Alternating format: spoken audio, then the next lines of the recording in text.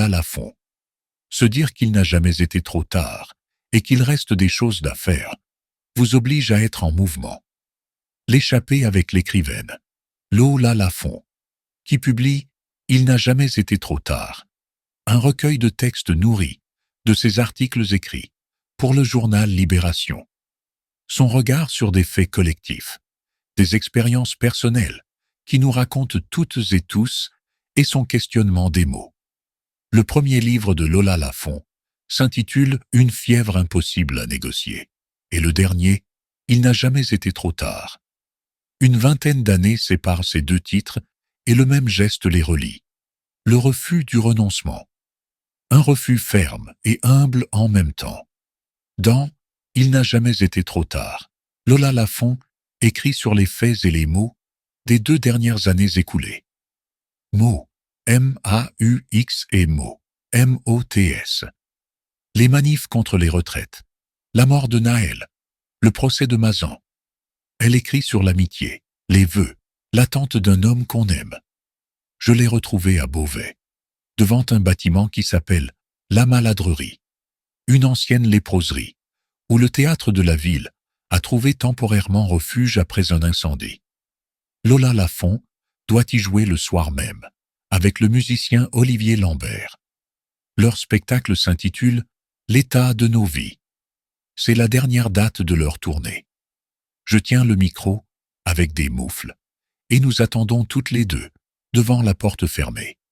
Il n'a jamais été trop tard. Lola Lafont fait craquer le vernis de nos mythologies contemporaines.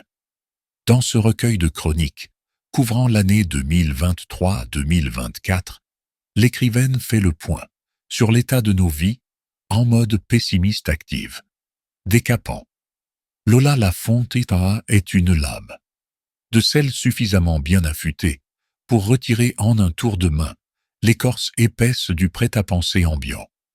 Elle le prouve de façon éclatante dans son dernier livre paru, mercredi 8 janvier, aux éditions Stock. Un recueil de fictions exactes, traversé par une actualité personnelle et collective des mois passés, et dont la lecture s'avère extrêmement stimulante en ce début d'année. L'occasion pour elle d'interroger les mythologies de l'époque et de tracer les grands principes d'une ligne de vie, célébrant l'action permanente, les solidarités et le pouvoir performatif du langage. Veille à garder la bonne distance avec ce que tu traverseras. Pour ce livre-là, Lola Lafont n'avait pas envie de faire un roman, pas plus qu'un journal de bord ou un essai. Elle souhaitait écrire un texte, à partir d'histoires qui nous relient ou nous opposent, ainsi qu'elle l'expliquait en décembre, sur la scène du théâtre du Rond-Point, où elle est venue présenter une lecture de quelques extraits. Mais surtout, l'envie que ce soit un journal collectif, résonnant, pour dire comment un écrivain se débrouille avec les événements qu'il endure tout au long d'une année, à bonne distance, selon le conseil que lui avait donné un jour son père.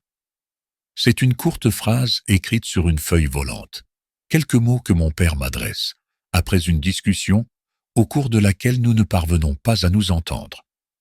Veille à garder la bonne distance avec ce que tu traverseras, à retenir l'horizon, comme une leçon toujours en cours. L'idée germe, en 2023, quand elle commence à publier des chroniques mensuelles pour Libération, en forme de carte blanche, et dont elle s'acquitte toujours régulièrement, les augmentant progressivement de confidences plus personnelles, d'aphorismes bien sentis et de réflexions quasi sociologiques, composant à l'arrivée une radiographie ultra pertinente du désordre de nos sociétés. Tout y passe, et c'est un pur régal de lecture.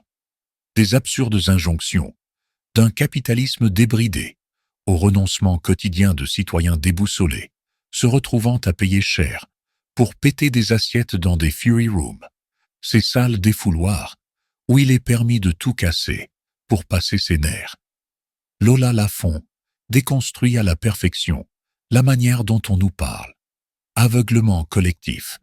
D'abord, parce qu'elle excelle à extirper les villes nids ordinaires cachés derrière nos gestes les plus anodins.